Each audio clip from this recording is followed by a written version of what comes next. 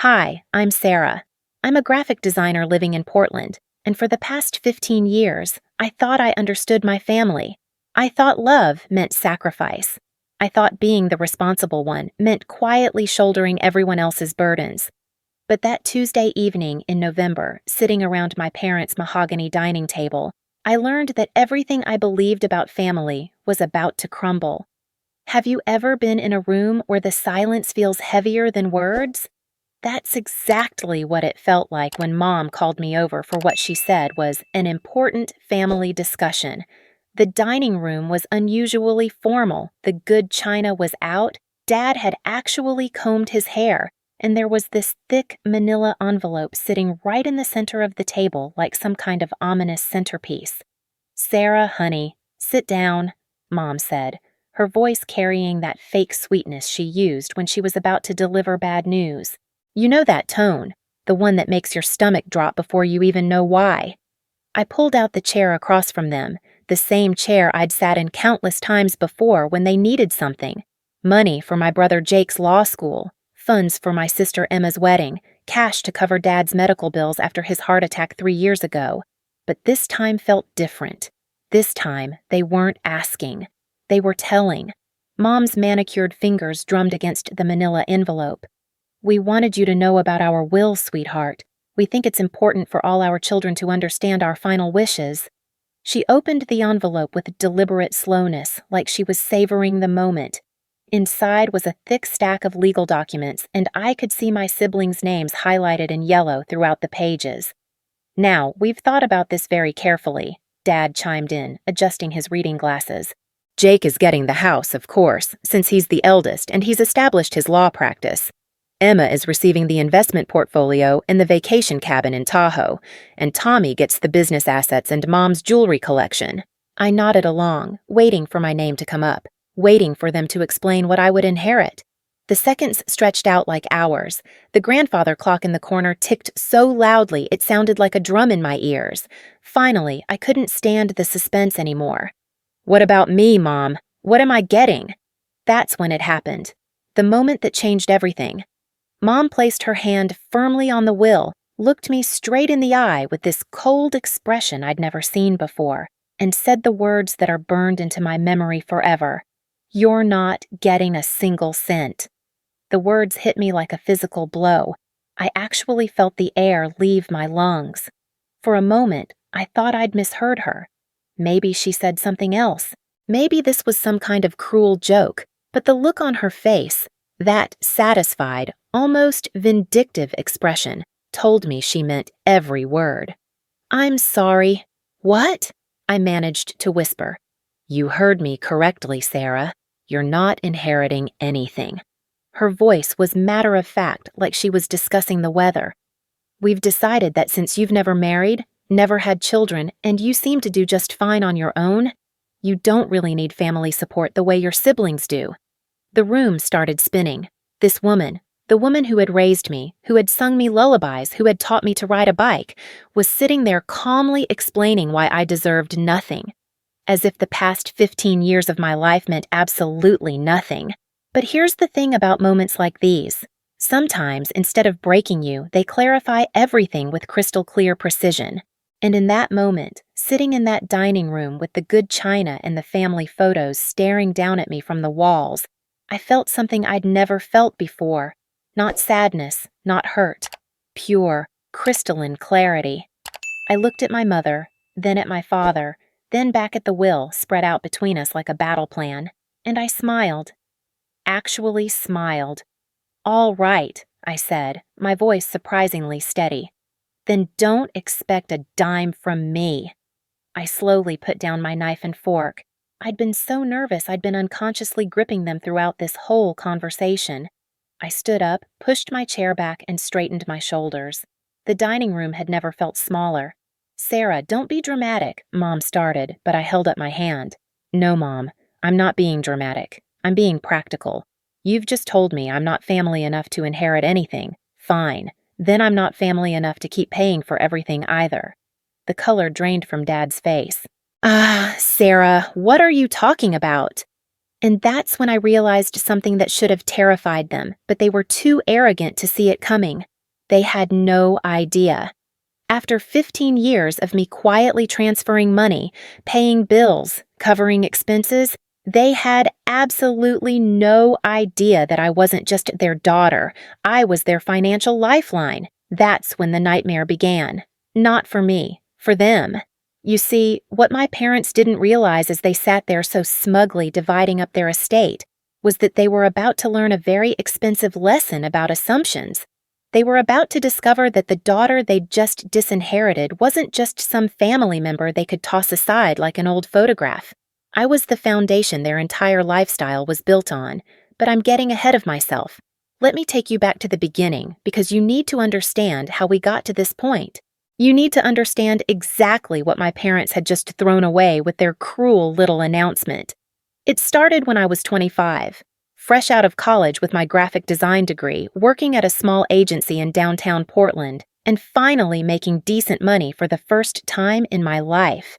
That's when Jake called me, panic in his voice, explaining that he'd been accepted to law school but couldn't afford the tuition.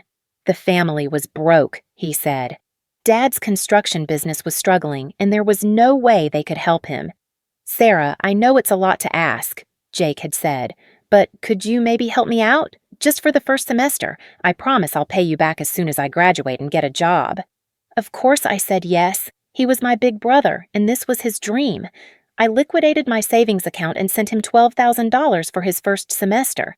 Then his second semester came around, and he needed more money. Then his third semester. By the time Jake graduated law school, I'd paid nearly $40,000 in tuition and living expenses. Did he pay me back? What do you think? But it didn't stop there.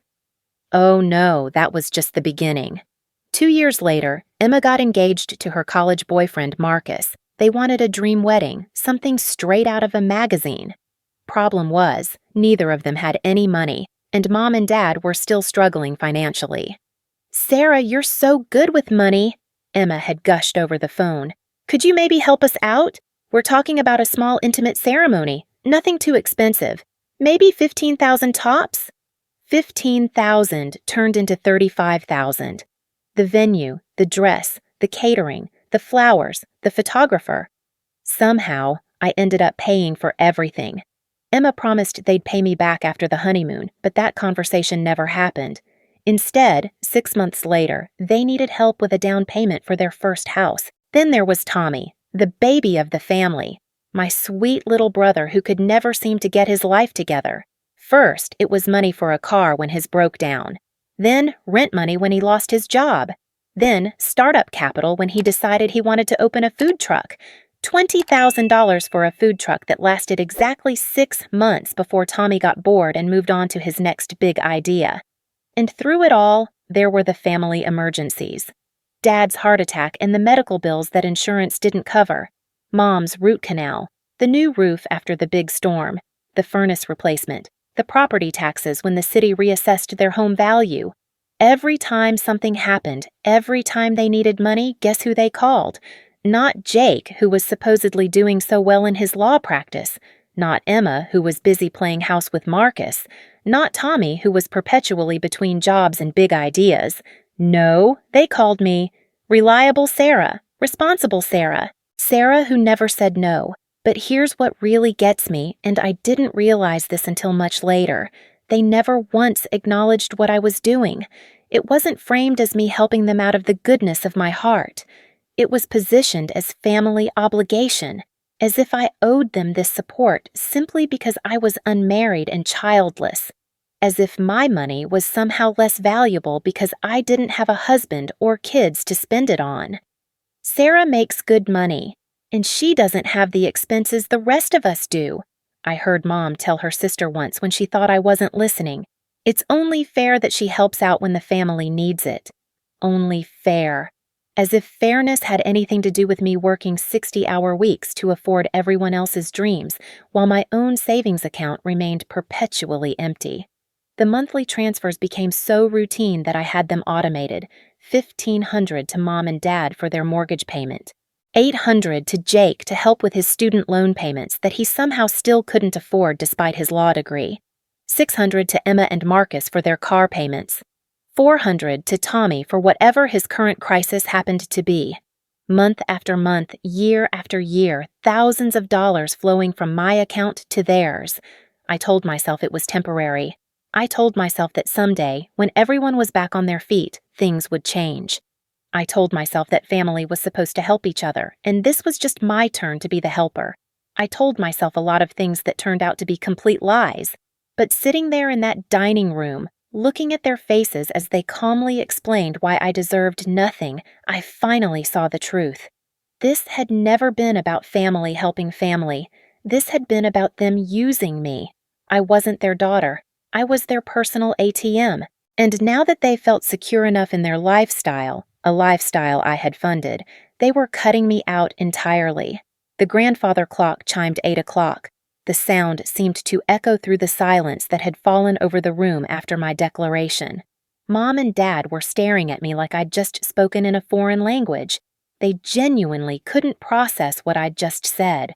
"Sarah, you're being ridiculous," Mom finally said, her voice taking on that condescending tone she used when she thought I was overreacting. "This is about the will. It has nothing to do with you helping family when we need it. Those are completely separate things." Separate things. I almost laughed out loud at the sheer audacity of it. In their minds, they could take everything I'd given them for 15 years, exclude me from any future inheritance, and I was supposed to just keep on giving because...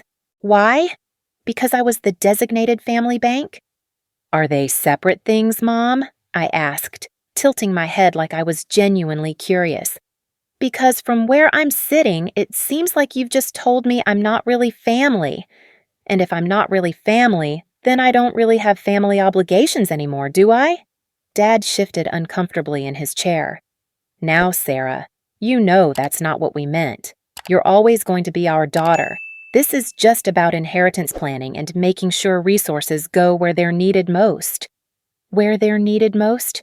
I repeated slowly, letting the words sink in. "Dad, when was the last time Jake asked you for money?" "Well, That's different. Jake has responsibilities now. He's got his practice to think about, and when was the last time Emma asked you for money?" "Emma and Marcus are doing fine, but they've got a house payment, and..." "When was the last time Tommy asked you for money?" Dad's mouth opened and closed like a fish. He couldn't answer because we both knew Tommy had asked for money just last week. $500 for some investment opportunity that would definitely pay off this time, he'd promised. "And when was the last time any of them paid you back for anything?" I continued, my voice getting stronger with each question. "When was the last time anyone in this family contributed to these Sunday dinners, or helped with Mom's birthday party expenses, or chipped in for Christmas gifts?" The silence stretched out again. Because we all knew the answer. Never. None of them had ever paid me back, contributed to family expenses, or even acknowledged that there might be costs associated with maintaining the lifestyle they'd all grown accustomed to. I looked around the dining room, really looked at it for the first time in years, the new curtains I'd bought when Mom complained about the old ones being outdated, the fresh coat of paint I'd paid for last spring, the beautiful hardwood floors that I'd helped refinish 2 years ago, even the mahogany dining table we were sitting at. I'd helped them buy it when their old one finally fell apart. And there, on the sideboard behind Mom's chair, was the family photo that had been haunting me all evening. It was from Emma's wedding, all of us dressed up and smiling, looking like the perfect American family. Emma in her gorgeous wedding dress, Jake in his expensive suit, Tommy actually cleaned up for once, and Mom and Dad beaming with pride at their successful children. That photo represented everything I'd built for them. Emma's dress, I'd paid for it. Jake's suit, designer, also courtesy of me. The wedding venue in the background, yep, that was mine too. Even the professional photographer who'd taken the picture, I'd hired him as a wedding gift.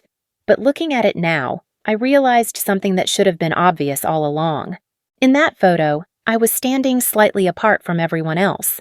Not because the photographer had positioned me that way, but because that's where I'd always been in this family. Adjacent to them, supporting them, but never really part of the inner circle.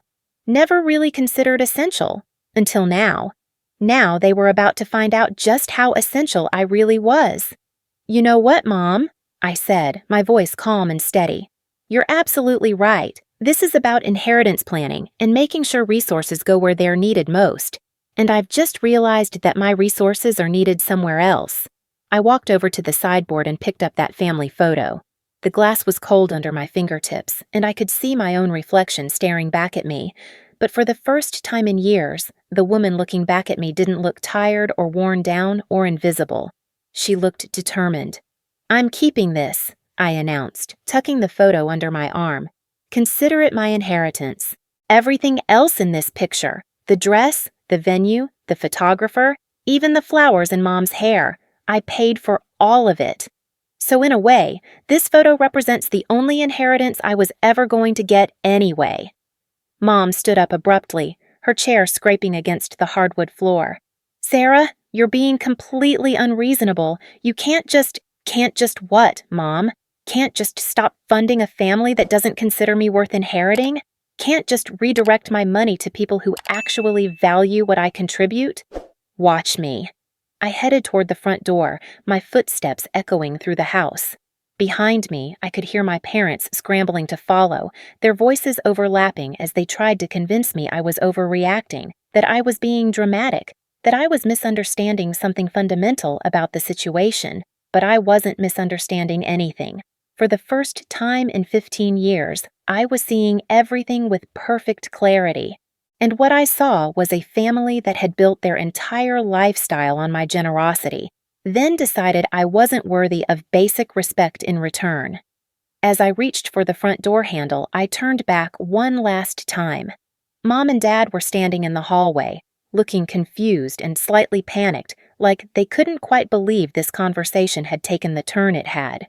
"Oh, and Mom, Dad, you might want to start looking at your monthly budget pretty carefully, because as of tomorrow, there are going to be some significant changes to your cash flow." I stepped out into the cold November evening, the family photo still tucked under my arm, and for the first time in years, I felt like I could breathe freely. Behind me, I heard the front door slam shut, but I didn't look back. Little did they know I controlled everything they thought they owned, and they were about to find out exactly what that meant. The next morning, I woke up with a clarity I hadn't felt in years. But before I could take any action, I needed to understand exactly what I was dealing with. I needed proof. Hard, undeniable evidence of everything I'd contributed to this family over the past 15 years. Because I had a feeling that once the money stopped flowing, the gaslighting would begin in earnest. I made myself a strong cup of coffee and opened my laptop. For the next 6 hours, I did something I should have done years ago. I traced every single financial transaction I'd made for my family. Bank statements, credit card records, Venmo transfers, cashier's checks, everything. The numbers that emerged from my spreadsheet were staggering, even to me. Jake's law school, $47,350 in tuition and living expenses. Emma's wedding, $38,900 for venue, dress, catering, and honeymoon. Tommy's various ventures and crises, $23,200 across food truck investment, car repairs, rent payments, and emergency loans. Mom and Dad's household expenses, $127,800 in mortgage assistance, medical bills, home repairs, and property taxes. The grand total, $237,250. Nearly $250,000 over 15 years. Money that had come directly from my paychecks, my savings accounts, my retirement fund contributions that I'd had to cash out early, paying penalties I'd never mentioned to anyone. But the money was just the beginning. I dug deeper, and that's when I discovered something that would change everything. You see, when you're quietly managing someone's financial emergencies for 15 years, you tend to accumulate certain privileges, legal authorizations that seemed convenient at the time but now revealed themselves to be something much more powerful. Remember when Dad had his heart attack 3 years ago? He was in the ICU for 2 weeks, and someone needed to handle the bills, manage the insurance claims, make sure the mortgage got paid while he was recovering. Who do you think they turned to? That's right, Reliable Sarah. They'd added me as an authorized user on their credit cards, given me power of attorney for medical decisions, and even listed me as a co-signer on their refinanced mortgage. Just temporary, Dad had said. Just until I'm back on my feet. Temporary had lasted 3 years, and in that time, I'd become legally entangled in their finances in ways that even I hadn't fully understood until now. I picked up my phone and called David Chen, a lawyer I'd worked with on some design projects for his firm. We'd always gotten along well, and I trusted him to give me straight answers. "Sarah, good to hear from you. What can I do for you?" David's voice was warm and professional. "David, I need some legal advice about family finances and inheritance law. Hypothetically speaking, if someone has been financially supporting their family for years and is listed as a co-signer or authorized party on various accounts, what rights might they have?" There was a pause. "That's pretty specific for a hypothetical question. Are you in some kind of family situation?" I gave him the condensed version of the story, watching his responses grow more incredulous with each detail I shared. "Jesus, Sarah, do you realize what you're telling me? If you're legally tied to their mortgage and have power of attorney that was never revoked, and if you can prove you've been the primary source of funds for major family expenses." He trailed off, and I could hear papers rustling. "Can you come into my office tomorrow? I think we need to look at this more carefully." That afternoon, I made another call, this one to Patricia Williams, my banker at First National. We'd developed a friendly relationship over the years, partly because I was constantly coming in to set up new automatic transfers for family members. "Patricia, I need to understand something about my accounts and the various automatic transfers I have set up." "Of course, Sarah. Let me pull up your file." I could hear typing. "Wow, you have quite a few recurring transfers here. $1,500 monthly to Robert and Linda Morrison. Those are your parents, right? $800 to Jake Morrison, $600 to Emma Morrison Davis, and $400 to Thomas Morrison, plus several larger one-time transfers over the years." That's what I thought. "Patricia, if I wanted to stop all of those automatic transfers, how quickly could that be done?" "Immediately, if that's what you want. They're all coming from your accounts, so you have complete control over them. Is everything okay?" "Everything's fine. I'm just reevaluating my financial priorities." That evening, my phone started ringing. First, it was Jake. "Hey, Sarah, I just wanted to make sure everything's okay after last night. Mom said you seemed upset about the will discussion." Upset. That was one way to put it. "I'm fine, Jake. Just processing some things." Good, good. Listen, I hate to ask, but I've got this client payment that got delayed, and my student loan payment is due tomorrow. Could you possibly— I let him finish his request for $1,200 before I responded. "Actually, Jake, I've been meaning to talk to you about that. I've been looking at my finances, and I'm going to need to stop helping with your loan payments." Silence. Then, "What do you mean, stop helping?" "Sarah, I've been counting on that money. I've built my budget around it." "I understand that, but things are changing. You're a successful lawyer now. I'm sure you can figure it out." "Sarah, you can't just— we're family. You can't just abandon family when they need you. Abandon family when they need you." The irony was almost too much to bear. "You're right, Jake. Family shouldn't abandon each other. That's exactly what I've been thinking about lately." The calls continued throughout the week. Emma crying about their car payment, Tommy panicking about his rent, and of course, Mom and Dad, who started with confused concern and quickly escalated to anger when they realized I was serious about cutting off their financial support. "Sarah, this is ridiculous," Mom said during what must have been her 5th call. "You're punishing the whole family because you're upset about the will. Those are completely separate issues." "Are they, Mom? Because the way I see it, if I'm not family enough to inherit anything, then I'm not family enough to keep paying for everything either. You're being incredibly selfish. Your father and I raised you, fed you, clothed you, put a roof over your head for 18 years. Don't you think you owe us something?" And there it was, the truth, finally out in the open. In their minds, I wasn't contributing to the family out of love or generosity. I was paying a debt.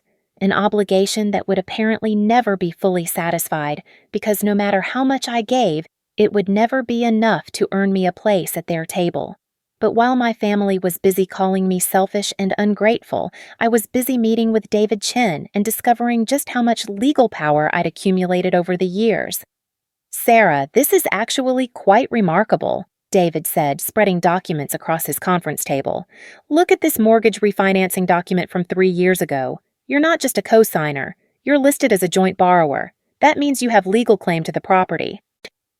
"What does that mean exactly?" "It means that legally speaking, you own half of your parents' house. They can't sell it, refinance it, or make major decisions about it without your consent. And given that you can prove you've been making the majority of the mortgage payments." He shook his head in amazement. "Sarah, do you realize you could force a sale of this property if you wanted to?" I stared at the documents. All those years of quietly helping, quietly signing papers, quietly making sure everything got taken care of. I'd accidentally built myself a legal fortress. "What about the other stuff? The credit cards, the various loans I've co-signed?" David flipped through more papers. "Joint credit card accounts where you're the primary income source, car loans where you're listed as co-borrower, even some investment accounts where you're a beneficiary. Sarah, your family has made you financially responsible for their entire lifestyle, which means you have legal rights to their assets that they probably don't even realize." That's when I called Patricia Williams again. "Patricia, remember those automatic transfers we discussed? I'd like to stop all of them, effective immediately." "Absolutely. I can take care of that right now. Is there anything else?" "Actually, yes. I'm going to need a complete financial statement showing all transfers I've made to family members over the past 15 years, along with current balances and payment histories for any accounts where I'm listed as a joint holder or co-signer." "That's quite a comprehensive report. May I ask what this is for?" "Let's just say I'm finally getting my financial house in order." 3 days later, I had a manila envelope of my own. 47 pages of bank statements, transfer records, loan documents, and payment histories. Undeniable proof of every dollar I'd contributed to my family's lifestyle over the past decade and a half. But the real revelation came when Patricia called me back with information I hadn't expected. "Sarah, I was reviewing your parents' mortgage account, the one where you're listed as joint borrower. There's something interesting here. The original loan was for $250,000, but with all your payments over the years, the current balance is only $43,000. At the rate you've been paying, it would be completely paid off in about 18 months. "What are you saying?" "I'm saying that you've essentially bought your parents' house.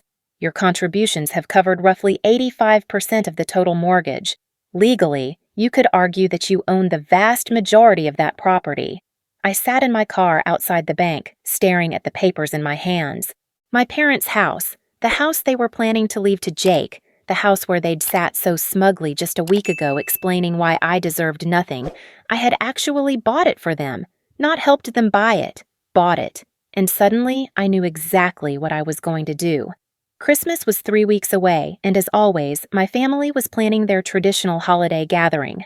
The same gathering where, for the past 15 years, I'd quietly faded into the background while everyone else took credit for their successes.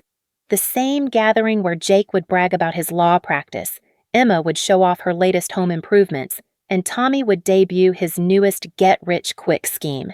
The same gathering where Mom and Dad would hold court, playing the role of proud patriarchs of a successful family. Except this year was going to be different. This year, I was going to give them a Christmas gift they'd never forget. I spent the next 2 weeks preparing. David Chin helped me organize all the legal documents. Patricia Williams prepared comprehensive financial statements. I even hired a professional photographer, yes, the same one who'd shot Emma's wedding, to document everything. The Saturday before Christmas, I arrived at my parents' house carrying 3 shopping bags and wearing my best dress. The one I'd bought for Emma's wedding but never worn because I'd been too busy coordinating vendors and managing crises to actually enjoy the celebration.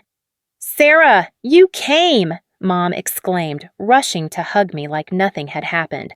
"I was worried you were still upset about our little misunderstanding." Little misunderstanding. That's what 15 years of financial exploitation had been reduced to in her mind. "Oh, I'm not upset anymore, Mom. In fact, I brought presents for everyone." The living room was exactly as I remembered from countless family gatherings. Jake was holding court by the fireplace, telling some story about a case he'd won. Emma and Marcus were cuddled on the couch, looking annoyingly pleased with themselves. Tommy was sprawled in Dad's recliner, scrolling through his phone. And there, on the mantel above the fireplace, was a collection of family photos spanning decades. But there was one photo missing. The wedding photo I'd taken from their dining room 3 weeks ago. I'd brought it with me tonight, along with some additional context they were going to find very interesting. "Before we exchange gifts," I announced, "I'd like to share something with everyone. I've been doing some financial planning lately, and I've discovered some interesting things about our family's economic situation."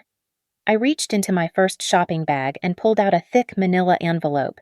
"Jake, this is for you." He opened it with a grin, probably expecting some kind of expensive gift. Instead, his face went white as he stared at the documents inside. "What is this?" "That's a complete accounting of every dollar I've contributed to your law school education, your student loan payments, and your various financial emergencies over the past 10 years. $47,350 to be exact. With interest calculated at the current prime rate, you now owe me $51,600. The room went completely silent. Emma was the first to find her voice. "Sarah, what are you doing?" "I'm giving everyone their Christmas gifts, Em." Speaking of which, I handed her an envelope from my second bag. "This is yours." Emma's hands were shaking as she opened it. Inside was a similar accounting, but this one was even more comprehensive. Wedding expenses, house down payment assistance, car loan payments, and various emergency loans over the years. $62,800, I announced cheerfully. "With interest, that brings your total to $71,200. Tommy had gone completely pale. He was smart enough to realize what was coming next. "And Tommy, sweetie, here's yours." The third envelope was smaller but no less devastating. $23,200 in principal, plus interest brings you to $26,400. Dad stood up abruptly. "Sarah, what the hell do you think you're doing?" "I'm settling accounts, Dad, making sure everyone understands the true financial picture of this family." I reached into my third shopping bag and pulled out the largest envelope of all. "And this one is for you and Mom."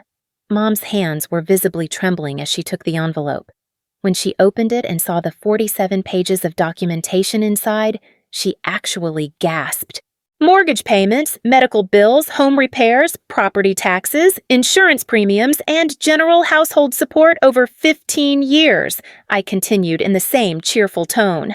$127,800 in principal. With interest, that's $145,300. The silence in the room was deafening.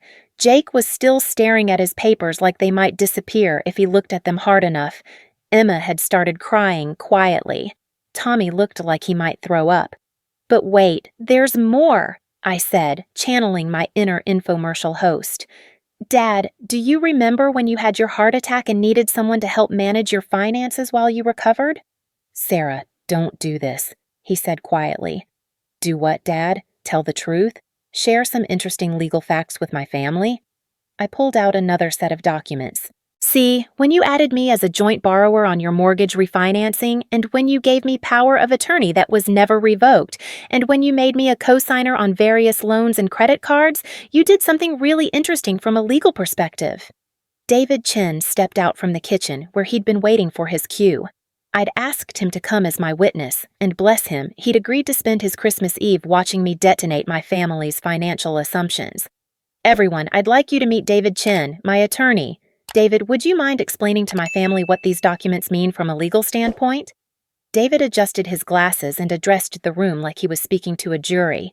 "Based on the financial contributions Sarah has made over the past 15 years, combined with her legal status as joint borrower, co-signer, and holder of financial power of attorney, she has substantial legal claim to the majority of assets this family considers their own." "What does that mean?" Jake demanded. "It means," David continued, "that Sarah legally owns approximately 85% of this house, has joint claim to most of the family's major assets, and has the legal right to demand immediate repayment of all loans she's made to family members over the years. Emma's quiet crying had turned into full sobs. "Sarah, you can't do this. We're family." "You're absolutely right, Emma. We are family, and that's exactly why I'm here." I walked over to the mantel and carefully placed the wedding photo I'd taken 3 weeks ago right in the center, where everyone could see it. This photo represents everything I've built for this family. Emma's dress, the venue, the flowers, even the photographer who took this picture. I paid for all of it. But more than that, this photo represents something I've finally figured out. I turned to face my family, all of them staring at me with expressions ranging from shock to horror to complete bewilderment. For 15 years, I've been the financial backbone of this family. I've quietly supported everyone's dreams, covered everyone's emergencies, and asked for nothing in return except to be valued, to be included, to be considered an essential part of what we've built together. I paused, making eye contact with each of them. 3 weeks ago, you made it very clear that despite everything I've contributed, you don't consider me essential at all. You made it clear that I'm not really family in any way that matters. So tonight, I'm here to give you exactly what you asked for. I reached into my purse and pulled out one final document. This is a formal demand for repayment of all outstanding loans, effective immediately. Total amount owed, $294,500, including interest. Mom finally found her voice.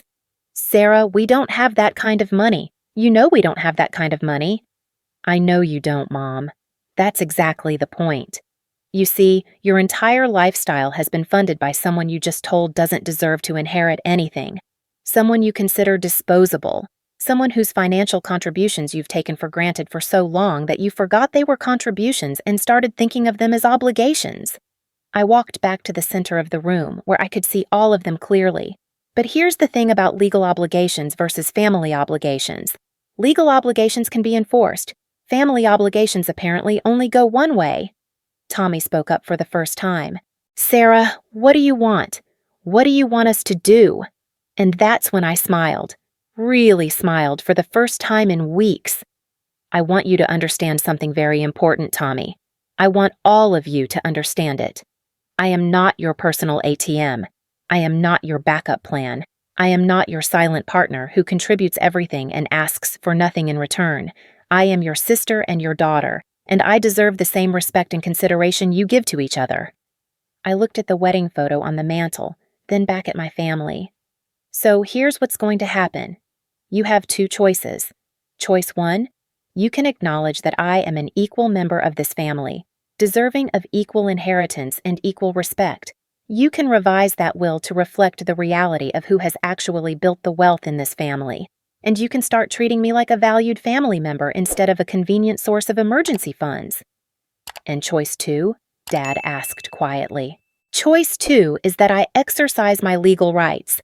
I force the sale of this house to recover my investment. I demand immediate repayment of all outstanding loans.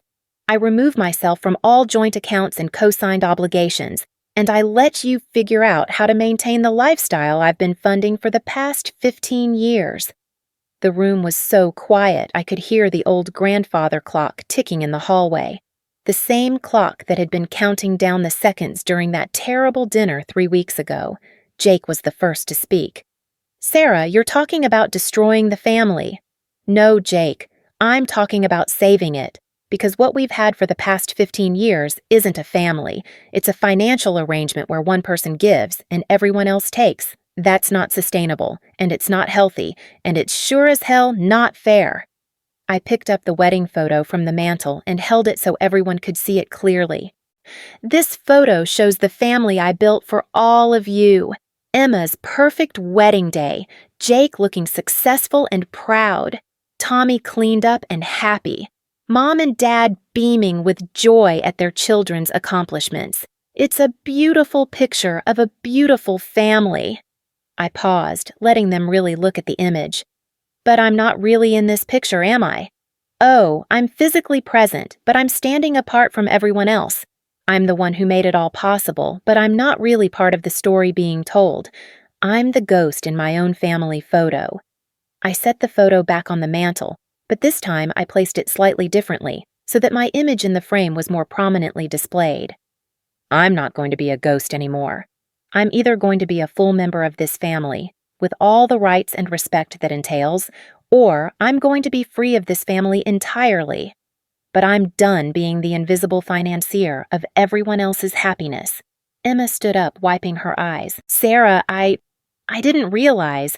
I mean, I knew you helped out, but I didn't understand how much. That's exactly the problem, Em. None of you understood because none of you were paying attention.